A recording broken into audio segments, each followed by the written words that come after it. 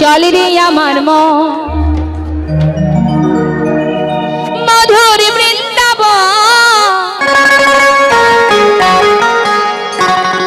যমুনার ধারে ধারে। কে কে গেছেন বৃন্দাবনে? একটু হাত তুলে দেখান তো কে কে গেছেন। খুব সুন্দর, এটাই তো বৃন্দাবন। হ্যাঁ, আজ কিন্তু এটা অন্য কোনো জায়গা ভাববেন না, এটা মধুময় বৃন্দাবন। চলি রে আমার মন মধুর বৃন্দাবন